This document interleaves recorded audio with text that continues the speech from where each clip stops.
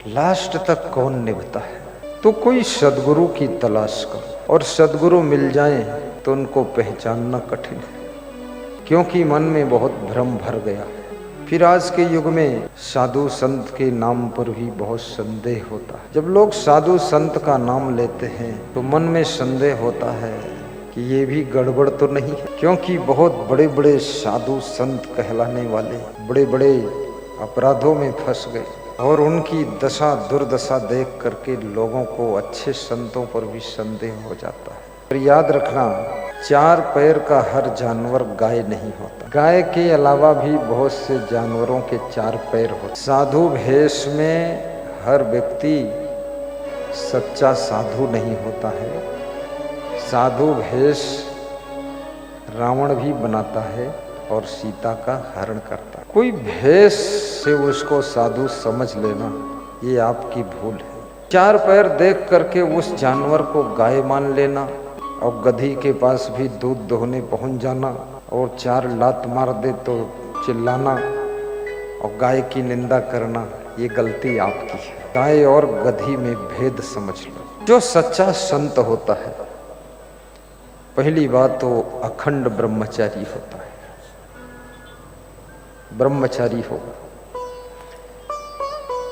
विषयों का भोग नहीं भोगेगा, कोई नशा भी नहीं करेगा, और मन इंद्रियों को बस में पूर्ण रूप से रखेगा। माताओं बहनों से वाह दूरी बनाकर भी रहेगा, क्योंकि ब्रह्मचारी है तो उसको दूर तो रहना ही चाहिए। ये साधु का पहला लक्षण है। और जिसमें ब्रह्मचर्य ही ठीक ठाक नहीं है, वो तो मुर्दा साधु है, वो मुर्दा है। और बुझा हुआ दीपक जैसे आपके बुझे हुए दीपक को जला नहीं सकता है, ऐसे ब्रह्मचर्य से विहीन व्यक्ति आपको मोक्ष का मार्ग सही बता नहीं सकता है। उसको मालूम ही नहीं है, खुद भटक रहा है। कबीर साहब से किसी भक्त ने पूछा है, साधु बनना चाहिए कि नहीं बनना चाहिए? कबीर साहब कहते हैं साधु होना चाहिए, लेकिन लगा दिया साधु होना चाहिए पक्का होकर खेल।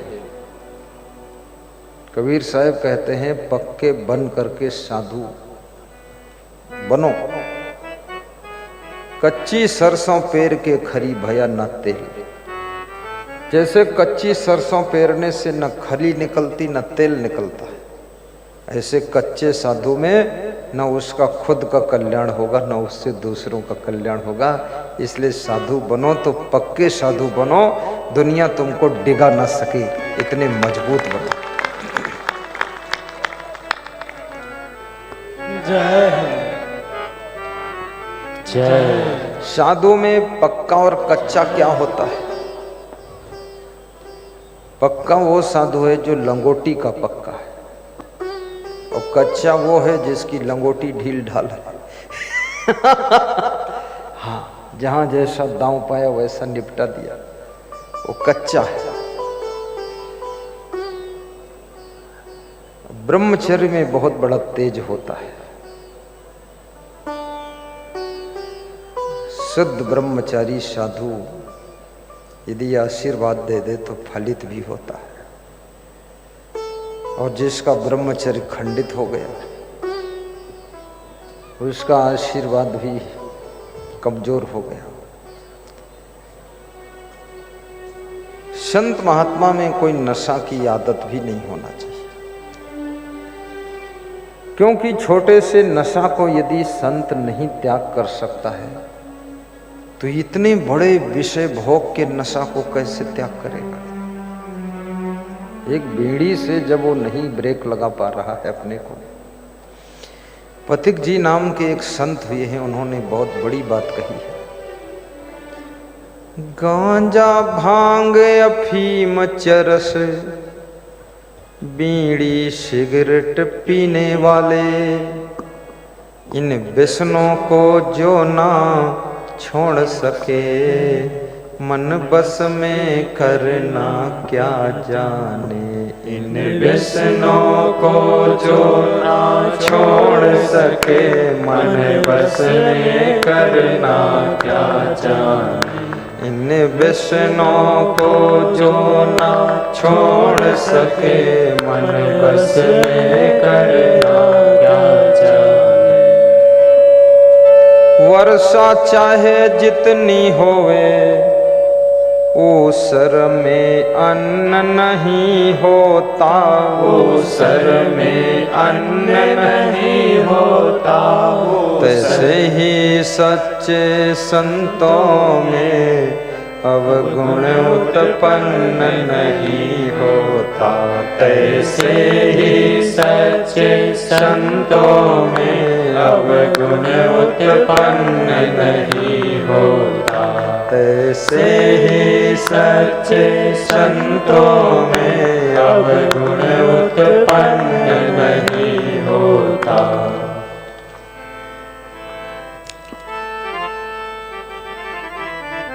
जब भगवान राम का वनवास हुआ,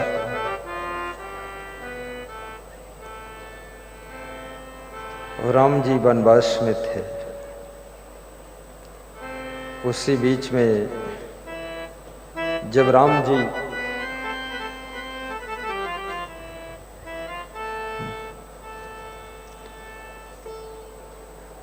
पंचवटी में निवास कर रहे थे, वहां पर शूर्पणखा का आगमन हुआ है। याद रखना, तुम्हारे जीवन में कभी कभी शूर्पणखा का आगमन हो सकता है और रावण का भी आगमन हो सकता है। रावण को पहचानने के लिए महिला के पास में दिव्य नेत्र होना चाहिए। कौन रावण है, कौन राम है। पुरुषों के पास में शूर्पणखा और सीता को पहचानने के लिए भी आंख होना चाहिए। ये चर्म नेत्रों से जो तुम देखते हो वो सब सच नहीं होता। जब विवेक की आंखों से देखते हो तो पारदर्शी दिखाई देता है, और बिना सत्संग के विवेक नहीं होता। बिनु सत्संग विवेक न हो। एक बार सत्संग सुन लेने से भी विवेक नहीं होगा। ये विवेक हो भी जाता है, उसके बाद फिर विवेक सो भी जाता है। इसलिए बार बार सत्संग सुनना पड़ेगा, बार बार गुरु का दर्शन करना पड़ेगा, अन्यथा विवेक विश्राम करने लग जाता है। एक बार मोबाइल चार्ज कर देने से तुम सोचो जिंदगी भर बात होती रहेगी, नहीं, फिर से रिचार्ज करना पड़ेगा। ये मन का मोबाइल बार बार सत्संग के चार्जर से रिचार्ज करना पड़ेगा, तब इस मन में विवेक जागृत होगा, अन्यथा ये मन पुनः तुमको भटका सकता है। बहुत लोग भटक गए, भक्ति से भटक गए। 2-4 साल भक्ति किया, बोले शाकाहारी हूं, कुछ नहीं खाता पीता हूं, प्रचार हो गया, और 6 साल के बाद फिर अंडा खाते पकड़े गए। लोगों ने पूछा ये क्या हुआ, तो बोलते गुरु जी की दुआ। हाय बुआ, क्या हुआ? अंडा खा रहे। इसलिए सत्संग बार बार सुनना पड़ेगा, क्योंकि मन बहुत चंचल है और सभी का चंचल है। बच्चों का ज्यादा चंचल है, विद्यार्थियों का खूब मन चंचल है, लड़कियों का बेतहासा चंचल है, नौजवान लड़कों का तो इतना चंचल है, लंगूड़ी बंदर समझो। जवानों का भी चंचल है, बूढ़ों का भी चंचल है, डोकरा डोकरी का भी मन चंचल है। शरीर कमजोर हो गया है, लेकिन मन लपक रहा है कि और समोसा खाऊंगा, जलेबी लाओ। डॉक्टर मना करता है अब ये मत खाना, फिर भी खा लेते हैं। बोले मर जाऊंगा पर खाऊंगा जरूर। इतना मन चंचल है, इंद्रियां बेबस हैं तुम्हारी। कहाँ कंट्रोल लोग कर पाते हैं। कितने नौजवान गीत गाते रहते हैं, मेरा मन डोले मेरा तन डोले मेरे दिल का गया करार रे। कौन बजावे बांसुरिया, कौन चलावे साइकिलिया, मन डोल गया तन डोल गया दिल का करार चला गया। महाराष्ट्र में एक आदमी साइकिल पर पत्नी को बिठाया था, पत्नी की गोद में बच्चा, पति की पीठ पर एक बच्चा, साइकिल के आगे डंडा पर एक बच्चा, छोटी सी साइकिल 5 सवारी, नौजवान पति नौजवान पत्नी। पति गीत गा रहा था, मेरा मन डोले मेरा तन डोले मेरे दिल का गया करार रे, कौन चलावे साइकिलिया। पत्नी समझदार थी, मजेदार थी, वफादार थी। उसने पीठ थपथपाया पति की पीछे से, बोले ऐसा भजन मत गाओ, नहीं क्या होने वाला समझते हो। तेरा मन डोले तेरा तन डोले तेरे दिल का गया करार रे, कौन संभाले साइकिलिया। हे पति, तेरा मन डोल गया तन डोल गया तेरे दिल का करार चला गया, तो ये साइकिल कौन संभालेगा। इसलिए मत गा, नहीं साइकिल गिरेगी और 5 सवारी है, बहुत चोट चपेट लगेगी। लेकिन वो माना नहीं। ज्यादातर पति लोग मानते नहीं, पत्नियां बहुत मनाती हैं, समझाती हैं, अच्छा नाश्ता कराती हैं, फिर मनाती हैं, तब भी नहीं मानता, बड़ा जिद्दी है। इसलिए कभी कभी पत्नी अगर अच्छी बात कहे तो एक बार में ही मान लेना चाहिए। मंदोदरी रावण को मनाती थी, समझाती थी, रिझाती थी, खिजाती थी, पर रावण मानता नहीं था। रावण मंदोदरी से अकड़ जाता था और बोलता था कि मैं रावण हूँ, तो मंदोदरी कहती थी मैं समझती हूँ तुम रावण हो, मेरे पति हो, मेरे लिए भगवान हो, लेकिन मैं नहीं कहती कि तुम राम हो। तुम राम होते तो समझाना ही नहीं पड़ता, सीता जी ने कभी राम को समझाया ही नहीं, तुम रावण हो इसीलिए समझाना पड़ रहा है।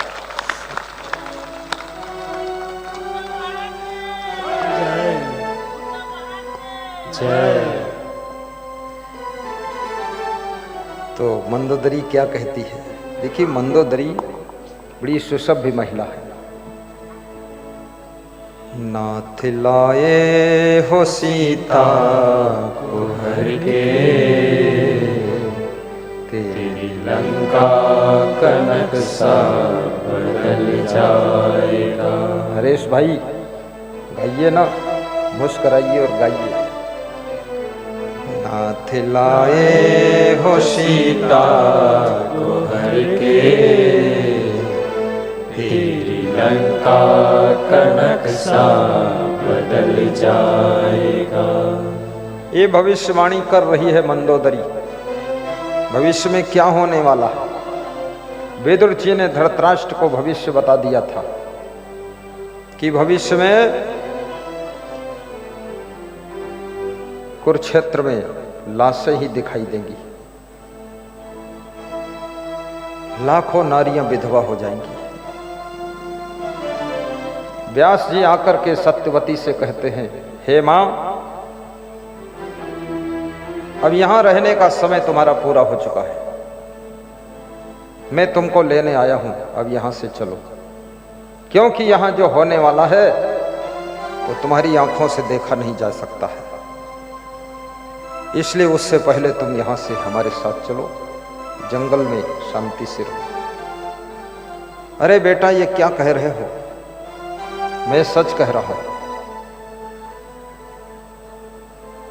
महाभारत की तैयारी हो चुकी है, सबकी मृत्यु के समाचार सुन करके तुम सह न सकोगी मां, चलो यहां से। कुछ लोग आपके बीच में ऐसे होते हैं जो भविष्य को जान जाते हैं, परिवार के अंदर भी कुछ सदस्य ऐसे होते हैं जो भविष्य को समझ लेते हैं कि ये होने वाला है, और उनके समझाने से जो समझ जाता है वो भविष्य के परिणाम को भी सुधार सकता है और अपने भाग्य के रिजल्ट को भी बदल सकता है।